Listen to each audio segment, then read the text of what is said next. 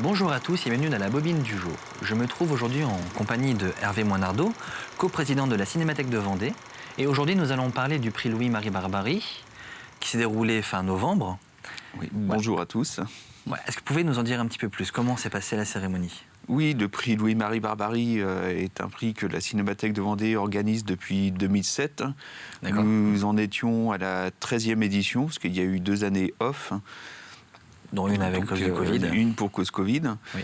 13e édition, c'est un concours qui vise à collecter et à récompenser des films amateurs ayant un lien avec la Vendée.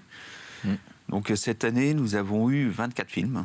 24, ce qui est un très bon cru, on va dire. Ouais, c'est énorme. Peut-être parce que l'an dernier, le concours a été annulé à la dernière minute, qu'il y a eu des reports. Et dans les styles, il y avait un petit peu de tout. Je suppose que 24 personnes n'ont pas fait la même chose. De tout. En plus, ce qui est intéressant, c'est qu'on avait de tous les âges. On a eu des élèves de 4e, je pense aux classes de Noirmoutier, qui ont déposé plusieurs films, à des styles, à des personnes plus âgées, des jeunes d'une vingtaine d'années, comme des personnes pouvant aller jusqu'à 60 ou dans la soixantaine, on va dire. Mais c'est bien, au moins ça crée une diversité, et puis forcément avec des âges différents, on a aussi des points de vue différents. Oui, c'est ça, c'est un intérêt, c'est de voir que des personnes, selon leur âge, ne vont pas forcément traiter la Vendée de la même manière. En sachant que dans les conditions du concours, c'est aussi de présenter un film qui a un lien direct ou indirect avec la Vendée. Oui. Pour justement essayer de garder cette patte vendéenne, si je peux dire. Un des buts de ce concours, c'est d'emmagasiner quelques films qui pourront devenir, dans les années à venir, du collectage. Donc des souvenirs de la Vendée, quand même. Et du coup, si jamais il y a une remise de prix, c'est forcément qu'il y a des gagnants. Oui, il y a eu des gagnants. Alors, il y en a eu combien de gagnants cette année? Alors, cette année, on a eu 5 gagnants. D'accord. On a eu des partenaires, Camara, La Roche-sur-Yon et le Crédit Mutuel Océan, qui nous ont aidés à offrir 3 prix supplémentaires. D'accord. Donc, on a eu 5 gagnants. Alors, de mémoire, nous avons eu Carla Landry pour une lycéenne fait son cinéma, qui est venue faire une bobine du jour ici. Oui. Nous avons eu Rapace de Uppercut, du collectif Uppercut, qui était déjà passé présenter leur film dans une bobine du jour. Nous avons eu Chronologie de Victor Sesca. Donc Victor Sesca était aussi passé à la bobine du jour. Voilà, alors il me semble qu'il a eu le prix coup de cœur, c'est ça? Lui a eu le prix coup de cœur. Voilà, avec un film tourné sur l'Estacade de Saint-Jean-de-Mont. Sur l'Estacade de Saint-Jean-de-Mont, donc c'était un film... je pense qu'on leur invitera pour qu'ils en parlent plus en détail. Et il y a des jeunes aussi qui ont participé, je suppose? Oui, on a eu cette année beaucoup de jeunes. Comme je le disais, il y a eu des classes de 4e du collège de Noirmoutier. On a eu l'Espace Jeune de Fontenay qui ont déposé 3 films. On a eu le collège Tiraco, on a eu Chloé Dorion qui a gagné le prix coup de cœur. D'accord, oui. Qui a déposé un film sur les femmes battues, par exemple. D'accord. Oui. Donc on a eu pas mal de jeunes, même beaucoup cette année. Mais c'est une bonne chose, c'est que la relève est assurée.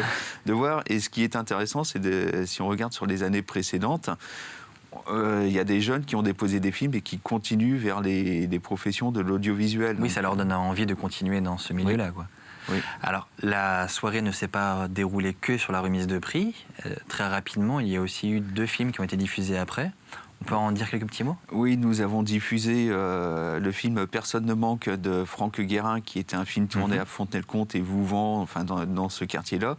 Et nous avons diffusé le film Au mérite de l'association Armulette, qui était réalisé par Louana Grelot et Hélène Ranawana. Et c'est un film collectif avec les habitants de Fontenay, je crois. Oui, c'est un film collectif sur des quartiers de Fontenay, oui. L'édition prochaine est lancée ou pas encore? L'édition prochaine, les gens peuvent déjà commencer à préparer leurs films. Le règlement du concours n'est encore pas défini en lui-même, mais il y aura certainement une édition en 2022. Très bien. Bah, du coup, téléspectateurs, si jamais vous avez fait un film et que vous voulez participer au prix Louis-Marie Barbarie, il suffit juste de vous rapprocher de la Cinémathèque de Vendée Et en attendant, je vous remercie Hervé Moinardeau de votre venue. Et je vous laisse découvrir quelques images de la soirée du prix Louis-Marie Barbary qui s'est déroulée en novembre dernier. Et je vous retrouve dès la semaine prochaine pour une nouvelle bobine du jour.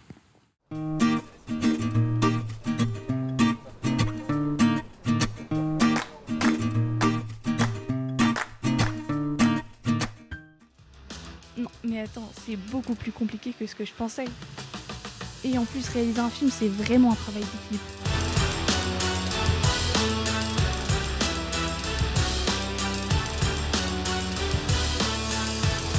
Non mais c'est fou le nombre de métiers qu'il faut pour faire un film.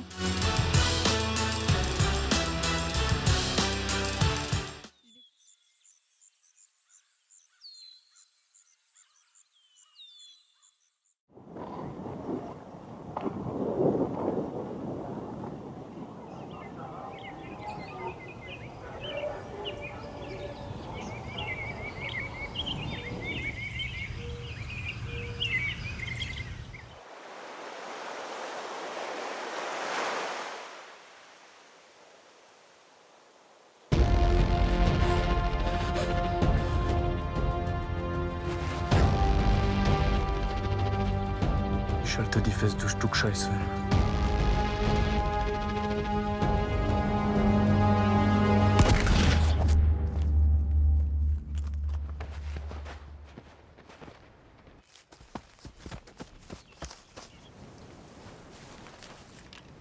Stehen bleiben! Jetzt, du Schwein!